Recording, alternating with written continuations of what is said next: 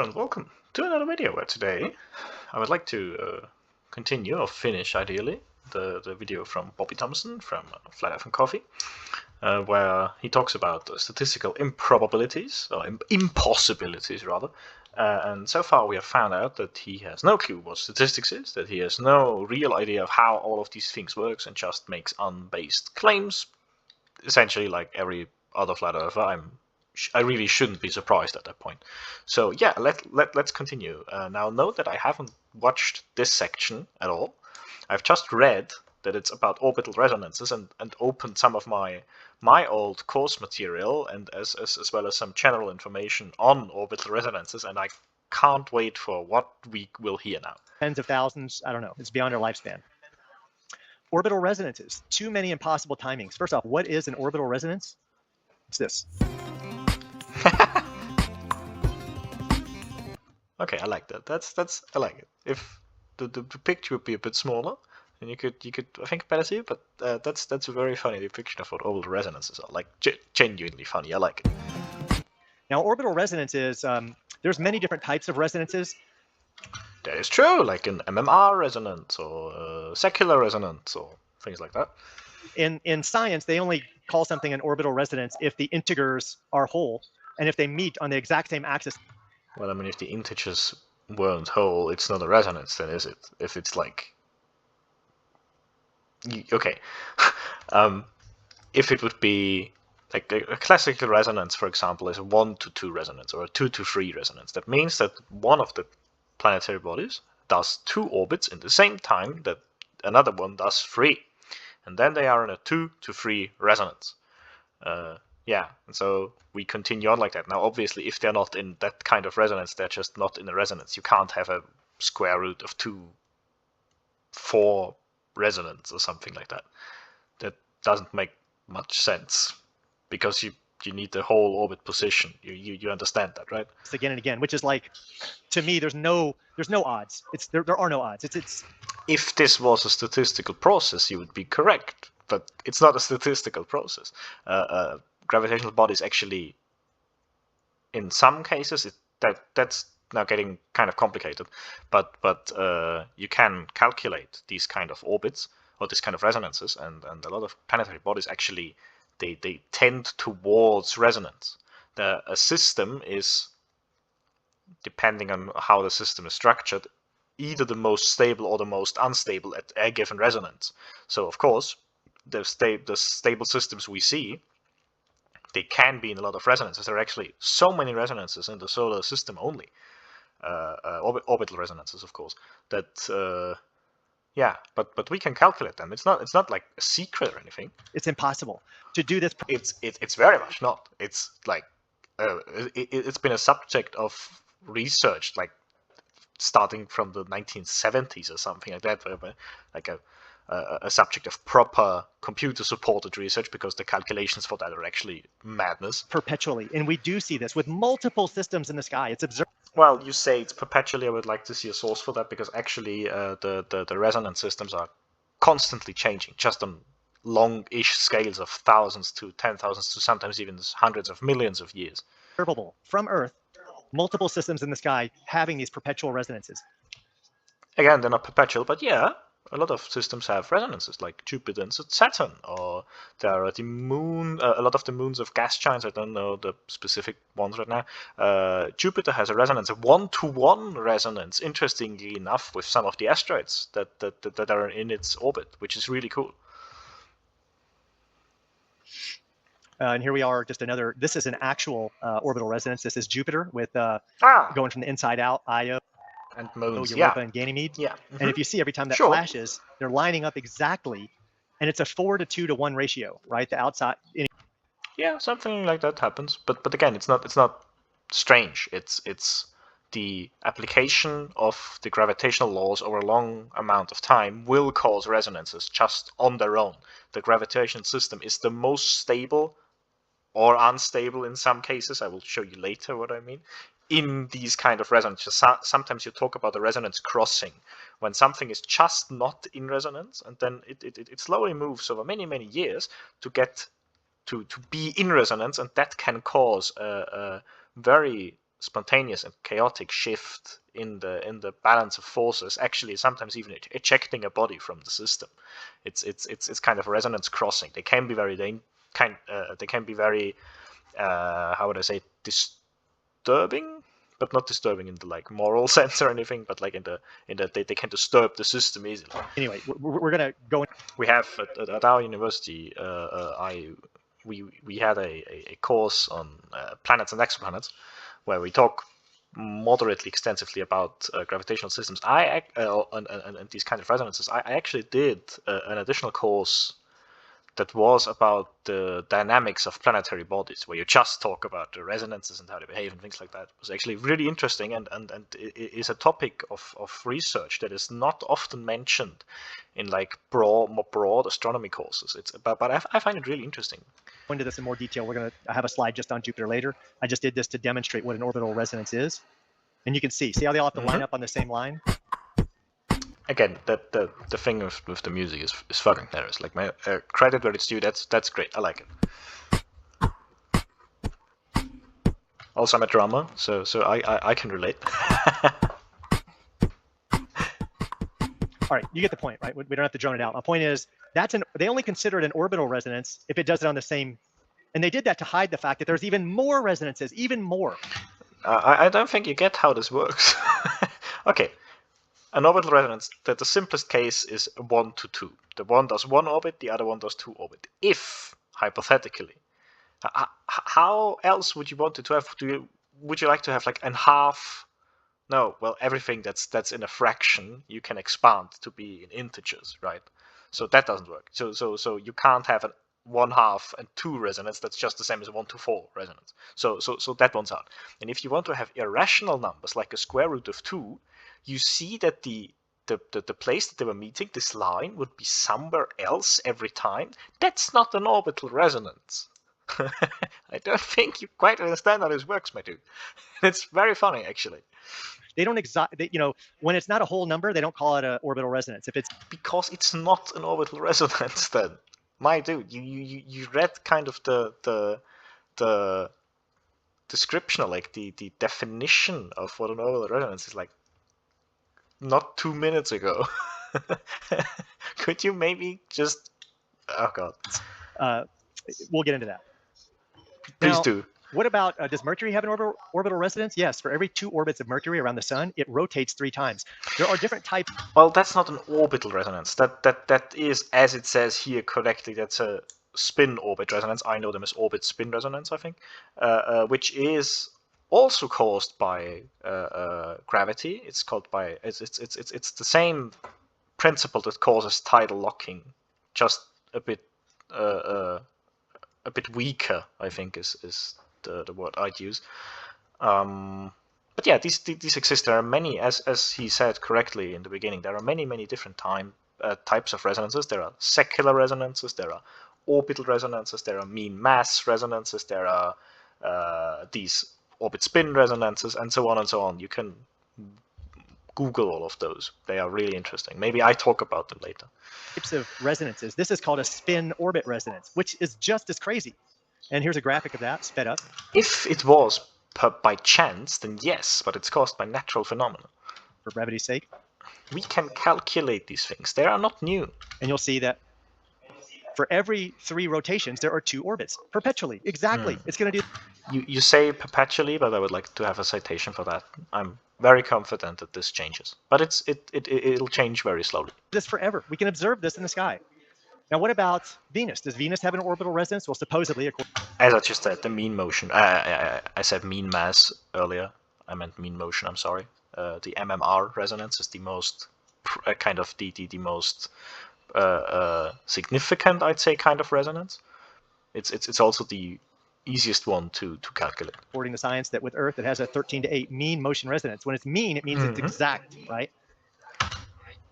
Do you know what mean means? Mean is an average. The mean of something is you add all of the things up and you divide by how many things you had. It's you could say average. The mean is a statistical definition. It doesn't mean exact. Jesus. Please, if you don't know a word, just Google it. And you can read about that in a little black bar. God damn it. But let's look at that. What does it look like? Well, it means if we look up, you can represent that these. Do you also see how it's a bit different here in the next kind of beginning orbit? Just because it's not perpetually and perfect. Resonances will show up as geometric patterns. So if we look at Venus transiting our sky from Earth, we'll see Venus make this pattern in the sky. Yes, that is true. That also comes from epicycles, by the way. And there's something called well, if we come to Jupiter, it makes what's called a Laplace resonance. It's a The dude, his name is Pierre something Laplace. He's a Frenchman, not Laplace. Laplace. body resonance with a 1, 2, 4 orbital period. Oh, it says it here. Pierre Simon Laplace. I don't speak French. I'm sorry. I can only find one Laplace resonance. I don't know if there's others. Laplace, and I'm sure there are others, particularly with moons. Moons do a lot of resonances rather quickly. This article from, I didn't put where it's from, but it said a Laplace resonance occurs when 3 or more orbiting. It's from Wikipedia. Bodies have a simple integer ratio between their orbital periods. For example, Jupiter's moons, Ganymede, Europa, and Io are in a 1, 2, 4.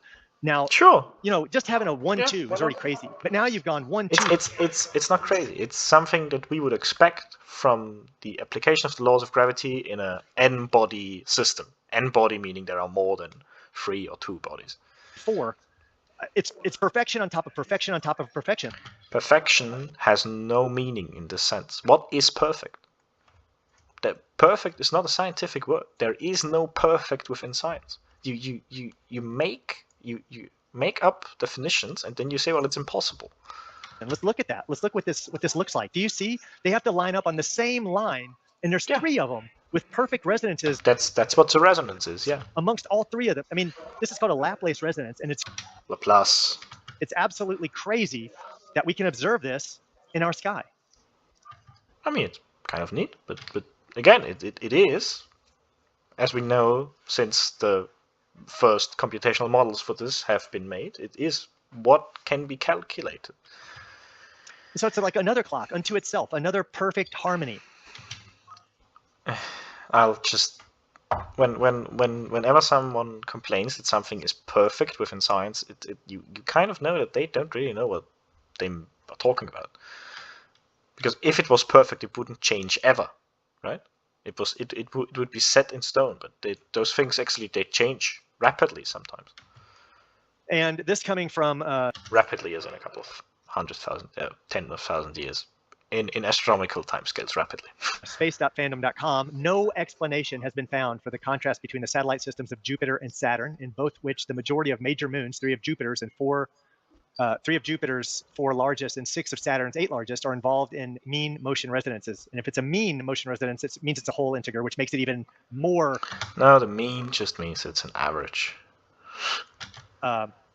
Impossible. Which is why this. I'm a bit confused about the sentence. When they say that no explanation has been found for the contrast. I'm unsure what they mean in this context with contrast. The way that I interpret this is that Jupiter and Saturn have mean motion resonances, and the satellite systems, satellite meaning here the moons of Uranus, they have no precise resonances. I will try to figure that out and add it on this video if I remember. Article goes on to say no explanation has been found. In other words, even science knows it's so uncanny. It just can't happen, right? And apparently that's not what this says, like at all. I was wrong when I stated earlier. There's already 2 occasions when it happens. It happens with Saturn's moons and with Jupiter's as well. And so we already saw Jupiter's. Here's another thing that happens with Jupiter. Hey, that's the one-on-one resonances I talked earlier about. Apparently we can observe this in the sky, which there are 2 distinct groups of asteroids that have 2 distinct resonances. I'm a bit confused as to why this remains still. I suppose this is focused such that this system remains still. And this goes on. Yeah, there are not only 2 distinct groups, there are many. I know that one of them are named the Maria group. You can Google that, the Maria asteroid group. Because Maria was the name of my grandmother, actually.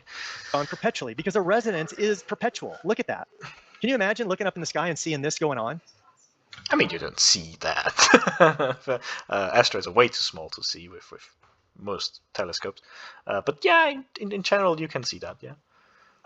Over many years. And notice that here, some of them are changing in between groups, which is really fancy. And actually, some asteroids that change between groups here, they come close to Earth while they do that in between. They kind of they come in from here. They are somewhat dangerous even. Now, what about Saturn's moons? There are 3 different known resonances. I'm very confident that there are more. Just they often just list the most significant ones. For example, there are weak resonances almost everywhere. There's like a 21 to 15 resonance, 13 resonance, something like that. But this is very weak, right? It has little meaning in terms of how it changes or perturbs the system. Just with Saturn, Mimas and Tethys, Enceladus and Dione, and Titan and Hyperion. And here's just Titan and Hyperion. Leave it Hyperion, leaving out the other 2 sets, right? Because there's 3 sets all in perfect MMR. Again, perfect. You has no meaning in this context. This is crazy. This is all statistically impossible. That was funny. This is actually about Saturn's rings.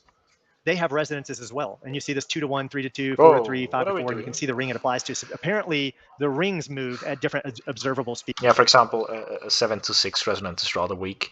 How do you know if a resonance is strong or weak? Well, the smaller the numbers, the stronger it is. So, for example, the example I gave earlier, like a 21 to 13 resonance is like you might as well not kind of even talk about it. Where a 2 to 1 resonance is very strong. So you kind of add those 2 numbers up, and that gives you an indication of how strong it is. This is phys.org. This is their claim, although I've seen the claim on other websites. I haven't verified. I am confused about the music thing. What do you mean scaled? I mean, yeah, sure. Like periodic things can be scaled to be similar to other periodic things, I guess. Sure, why not? But this is even more. This just adds to how detrimental this is. If all these resonances do indeed exist, which science is telling us that they do. Yeah, no, the resonances are definitely a thing. Here is Jupiter and Saturn in a 3 to 2 resonance, and you can see they meet on this one line again and again and again, right? That will go on perpetually. Citation here, it won't. It don't get me wrong, this is a more or less stable system over a long time. We're talking astronomically long times, but over many millions of years, this will change. What about, and here is that same Saturn and Jupiter. If we observe them in the sky, this is the geometric design that it makes, right? So these resonances create designs because they're, if you can take. I mean, anything creates a design if you trace it. Objects that have resonances with each other. So like, yeah, I guess, sure, let's, why not? But what's the point? It's not like yeah, it makes a shape. Oh, wow. You can paint a mosquito and then make it leave a trail on the wall. That also makes a design. What are you on about? Each other and like draw a line between them and then let that line demonstrate these geometric designs. Now, what about Neptune and Pluto? They're in a 3 to 2 resonance. I don't have a graphic for that one, but yeah, it's in a perfect 3 to 2, and you know that because it's a mean motion resonance. So mean motion resonance doesn't mean it's perfect. I don't think you know what the mean motion resonance is. Chaos. Where is the chaos in our universe? Oh, I'll be glad to show it to you later. There is plenty of it in there. Wanted to talk about show some videos of other magical geometry. Some people call this the dance of the planets. Let's look at Mercury and Mars. If we observe Mercury and Mars from Earth, that's the design we will see. What about Mercury and Saturn? Look at how perfect that. Again, perfect doesn't have a meaning in this case. What is perfect? That is, right? Look at how absolutely perfect. Now, these are only a few. There are many more. For brevity's sake, I only put a handful of these. Here's Mars and Venus. And this is what science tells us. These are the patterns that we can observe, but we know there are many sources that tell us we see these, and you can use software like Stellarium, which will, it jives with what we see in the sky at any point in time. Oh, well, that's an interesting thing. Do you know that Stellarium is built on the globe? Like, painfully, obviously. And you say it jives with what we see in the sky. Well, that's a that's a bad thing you just said there for flat Earth. You realize that, right? If everything is as it is in Stellarium, then there is no flat Earth. Let's look at Jupiter and Mars. These geometric patterns, which prove these resonances, they verify, they're a testament. First of all, no. Geometric patterns do not prove a resonance. If anything, the geometric patterns just follow from the natural occurrence of the resonances. If you think that the geometry of something that is caused by this something would prove the something, then you, I mean, unsurprisingly, you have no clue, but like, geez. To each other. Here's Saturn and Neptune. Yeah, so what's your point? It's perfect. That's it, really? Come on. Okay, my PowerPoint crashed. Interesting. So here we are back with here's Saturn and Neptune. And again, this is perpetual. This will go on. This citation needed. Pattern will draw itself again and again and again. Here we have Uranus and Mars. Okay. Do you talk about anything else than patterns? No, I don't think so. Oh! In one sense, top to bottom, right? So all of these motions not only violate the second... Okay. Where even to start? The second law of thermodynamics. Please show how it applies, with numbers, of course, to planetary bodies. Second of all, would you call our solar system a closed system, or an isolated system even? That will be very interesting, because we can see the light of the stars from other systems, so it's obviously not an isolated or a closed system. Again, none of this is a statistical process, so there are no statistical probabilities involved. And the theory of gravity, which is interesting because they follow as direct consequences from the theory of gravity. Law of thermodynamics and all statistical probabilities, but also the theory of gravity. Oh, please, I beg you to tell us why you think that. And let me show you what I mean. There is something, if you're not familiar with, called the classic three-body. As of late, the flat Earth community seems to have a bad misunderstanding of what the three-body problem is, but let's keep on going. Problem, or just the three-body problem. But the world's largest astronomy museum in China was inspired by the classic three-body problem. Okay. So what is that problem? Well, in astronomy, the problem is determining the motion of three celestial bodies moving under no influence other than that of their mutual gravitation. No, we can take this word general out. There's no solution. No, you cannot. That's a lie. Why would you lie like that? Also, I love how he's pulling up a definition and says, oh no, you can leave out that thing of the definition. No, you can't. The restricted three-body problem has an exact analytical solution of this problem, or a more general problem involving more than three bodies is possible, as the motion of the bodies quickly become chaotic. Anytime. I feel like that's a not good definition. I would say that due to the way that the equations for gravity behave, if you have that many bodies, I will go into detail about that just in a second. The solutions become not analytically solvable in the way that you have more equations than you have solutions. So if you have like 3 variables, but you can only solve 2 of them, the one is just will do not whatever. You can still predict it, but not analytically anymore. You need to use computers and very complicated methods for kind of computational physics, or like some would say numerical computation. We'll go into a bit more detail about that. Time you take 3 or more bodies in a system, we can say a solar system, any gravitational system, any system that would depend on gravity, you can only make any type of system work that has 2. The way that you say is that like it wouldn't work otherwise, which is wrong. The thing here is that we can't analytically solve the problem. Analytically means that you have an equation at the end where you have all the variables solved. Not just approximated, but solved. That's the problem. That's the core problem.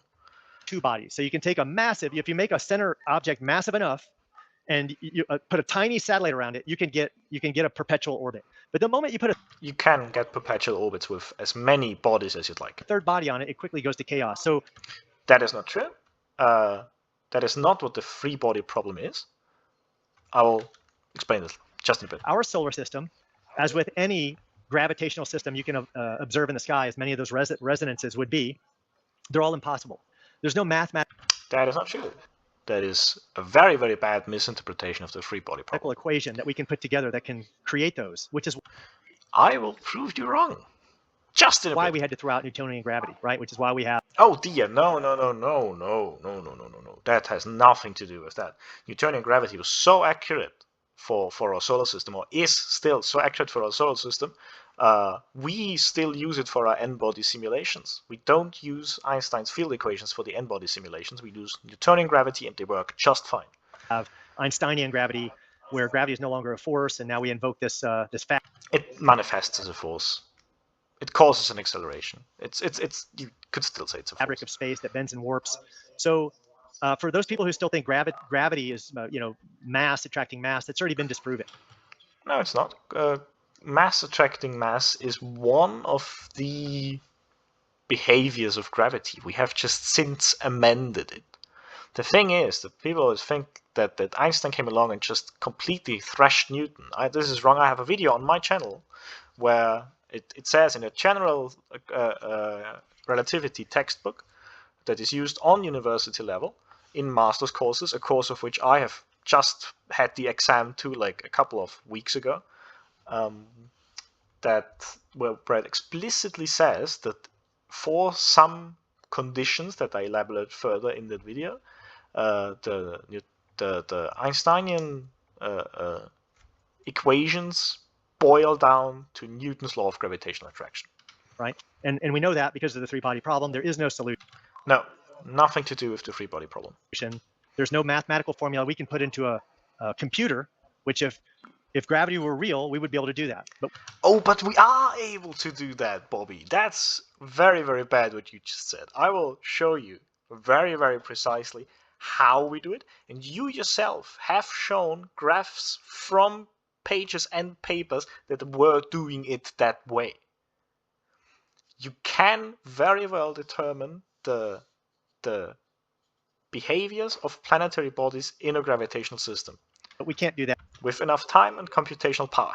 And have ourselves, which is why we have this magic matter that acts like a little, a little fairy that pushes on planets and holds them in place, that we can't explain why it does that. We can explain that very, very well. You just have no clue about it. And I just wanted to close this. There it is. Yeah, I'm not surprised that is the conclusion. Let's maybe move away from this topic and let's go to an actual explanation. So first of all, the free body problem. So you can read this for yourselves. The free body problem has no general closed form solution, meaning no general analytical solution. The resulting dynamic system is chaotic for most initial conditions, and the only way, he said all, remember, most, the only way to predict the motions of the bodies is to calculate them with numerical methods. That is completely correct. We did that in university in like the second year, could have been the third year, I'm not sure anymore, of the bachelor's course, where we took a whole bunch of starting positions of random points, and we applied what's called Runge-Kutta methods to them. Now, Runge-Kutta methods is used for computational analysis, and you can see here that the exact solution, which is this orange line, and the fourth order Runge-Kutta, they are very, very, very close together. And now fourth order Runge-Kutta is quite a handful to calculate if you do it with the cheap methods that we do. But the numerical integrators that are used with dynamical research groups like who study the dynamics of planetary systems, they are way, way, way, way more advanced than the Runge-Kutta 4, and the Runge-Kutta 4 is already very close to the exact solution. It even has here, the free body problem has a section about its solutions, right? Because there is one, the restricted free body problem, where one of the bodies has so little mass it can be approximated to have no mass at all, like for example the Earth, Moon, and a small satellite, or the ISS or something like that. This would be a restricted free body problem, which is solvable analytically. And there are even numerical approaches. Using a computer, the problem may be solved to arbitrarily high precision, only depending on time and the numerical power that you have, the large amount of CPU time, right? Using numerical integration, by the way, and the Runge-Kutta methods is one of the methods, the more sophisticated methods for numerical integration. We did that in university, and it works reasonably well on short time scales, and that's like with the most basic approach in that regard. So no, we can compute this very, very well, and I would actually like to show you the university slides that we used. I would have made my own slides, but when I already have them around from a university professor, that saves me some time. Yeah, the quality is bad. That's because they're university slides. I don't think it's allowed for university slides to actually look good. So the n-body problem within the confines of gravity looks like this. You have the orbital motion of n bodies, so as many as you want. And this is the equation that you need to solve. The mass times the acceleration is equal to, and now it becomes complicated, the sum of all of the gravitational forces times their respective directions. This just means direction, and this is the gravitational force. Newtonian, by the way, just so you know. And it gets a minus because depending on how you look at forces and energy, you could think of gravity as a negative force and of some other forces as positive. This is just so that it's attractive and not repulsive. Yeah, so you get 3n equations. So depending on the number of bodies you have, you get 3n equations, differential equations, with the order of the second order. So for 3 bodies, you have 6 constants of motion. And that's the problem. 3n differential equations of the second order. So if your n is 3, you have 18 different integrals of motion. Only 10 are known, and this can be shown mathematically. So 6 define the uniform motion of the barycenter, 3 define the angular momentum vector, and 1 defines the total energy of motion. And this is the issue. The other 8 equations we cannot solve analytically, but we can numerically. How can we solve this problem? Perturbation theory or numerical solution. How does this work? Well, first let's briefly talk about calculation cost. I already kind of told you how it works. The calculation cost here is huge. If you have 3 bodies, you have 6 forces. If you have 4 bodies, you have 12 forces, and if you have 9 bodies, you have 72 forces. So this grows with n squared. So the number of sources you have squared, and this is a problem. So you need a lot of computational time for that. But there are models. We have figured this out. There's, for example, the standard migration model, which you can see we can calculate to many millions of years. That gives us the a, so the distance, the distance from the sun in astronomical units of the 4 gas giants, for example. We can talk about eccentricity with Jupiter and Saturn and the observed value, and how we think that it will fall within the next million of years. We can talk about new migration models, and there's even there are specific papers that only talk about the computation of these things. The most important one here is the NICE model, not because it's nice, but because it was developed in Nice in France. I don't know how to pronounce this in English.